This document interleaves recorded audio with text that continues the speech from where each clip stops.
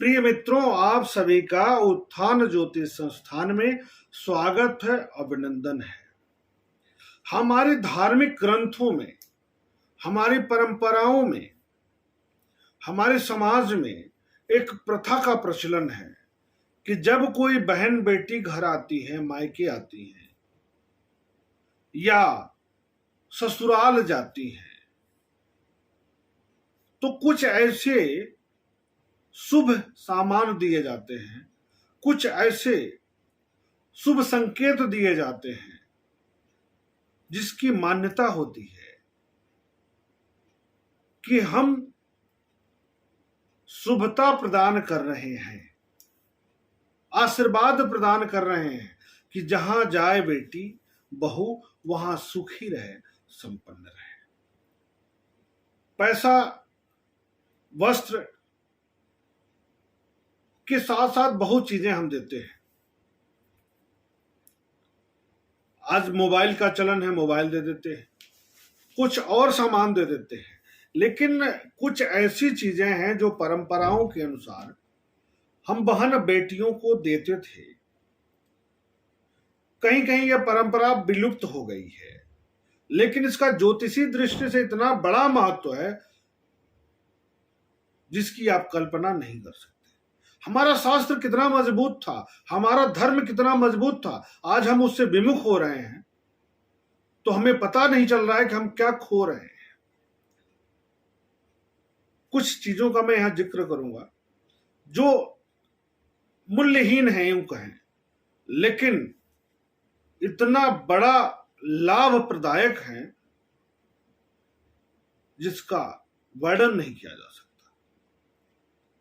जैसे पहले परंपरा थी कि जब कोई बेटी या बहन मायके से ससुराल जाती थी या ससुराल से मायके आती थी तो अक्षत दिया जाता था, हल्दी दी जाती थी, दुर्बा दिया जाता था, वस्त्र और श्रृंगार की वस्तु दी जाती थी, लाल वस्त्र या पीला वस्त्र दिया जाता था। इसके अतिरिक्त किसी कलर का, किसी रंग का उपहार नहीं दिया जाता था। पीला लाल प्रायः दिया जाता था। कभी आप लोगों ने सोचा इसका अर्थ क्या है? क्या देते थे लोग? क्या मिल जाता था मायके से या ससुराल से जो अनमोल था? तो हम ज्योतिषी दृष्टि से इसका वर्णन कर रहे हैं, ज्योतिषी दृष्टि से हम आपको बता रहे हैं इसका महात्म्य क्या था। नैसर्गिक कुंडली जो है उसके अनुसार अगर हम बात करें, क्योंकि देखिए कुंडली तब लोगों के पास ज्ञान नहीं था, लेकिन ऐसे उस कारण मतलब कुंडली के बिना भी ऐसी चीज देते थे जिससे पूरी कुंडली में शुभ ग्रह प्रभावी हो जाते थे। जैसे दुर्बा पहले नंबर पर लीजिए, दुर्बा जो भगवान गणेश को हम चढ़ाते हैं। हमारे धर्म शास्त्रों के अनुसार मान्यता है कि जब भी हम कोई पूजा पाठ यज्ञ हवनादि करेंगे उसमें दुर्बा चढ़ेगा। किसको? भगवान गणेश जी को। और भगवान गणेश अगुआ हैं, प्रधान पीठ के अगुआ हैं, उनकी पूजा सबसे पहले की जाती है। तो उनके लिए दुर्बा और कसैली मतलब सुपारी उनके निमित्त चढ़ाया जाता था। जब बहन बेटी घर जाती थी तो इनको दिया जाता था, यह प्रतीक के रूप में कि भगवान गणेश का शुभ आशीर्वाद प्राप्त हो और मेरी बेटी मेरी बहन सबसे आगे रहे। उसके बाद अगला चीज क्या दिया जाता था? श्रृंगार की वस्तु। श्रृंगार की वस्तु सेंट, चूड़ी, बिंदी या जो भी श्रृंगार की वस्तुएं हैं, वस्त्र आदि के साथ में शुक्र से संबंधित वस्तु हो गई। और शुक्र नैसर्गिक कुंडली में सप्तम के कारक है, धन के कारक है, कुटुंब के कारक है। तो कुटुंब में वृद्धि हो और तुम्हारा जो दाम्पत्य जीवन है वह सुखी और संपन्न हो। 2, तीसरी चीज दी जाती थी हल्दी की गांठ। हल्दी भगवान विष्णु को चढ़ता है, बृहस्पति महाराज के लिए इनको प्रतीक के रूप में माना जाता है। तो भगवान विष्णु की भी कृपा प्राप्त हो जाती थी और बृहस्पति की शुभता बढ़ जाती थी। नैसर्गिक कुंडली में बृहस्पति भाग्य के कारक है और भोग के कारक है। तो क्या क्या दे दिए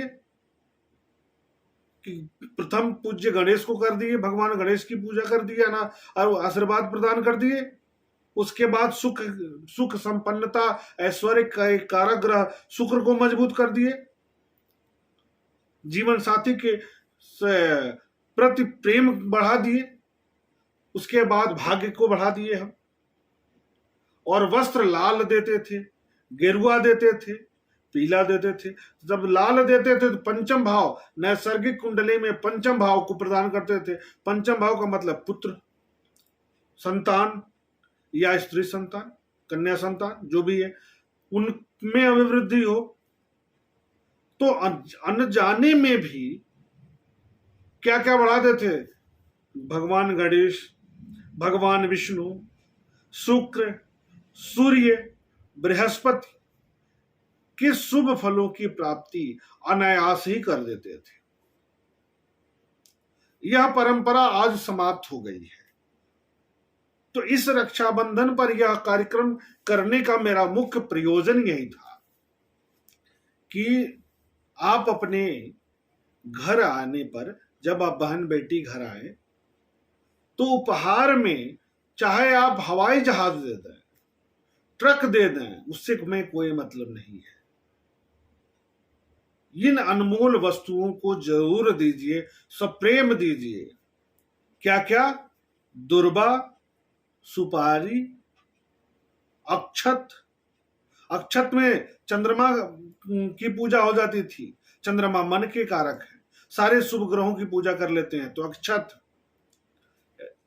दुर्बा, सुपारी, अक्षत, पीला वस्त्र, हल्दी, लाल वस्त्र, पीला या लाल वस्त्र, हल्दी, इन और कुछ द्रव्य, इनको भेंट स्वरूप आप दें और उनका आशीर्वाद लें।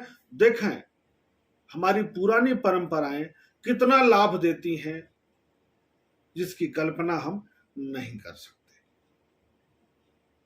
तो न भूलिएगा इन वस्तुओं को। ये वस्तुएं हैं अनमोल, और आपको अनमोल फल की प्राप्ति होगी, अनंत सुखों की प्राप्ति होगी। इसी कामना के साथ पुनः मिलेंगे हम अगले विषय को लेकर के। तब तक के लिए रक्षाबंधन की शुभकामनाएं।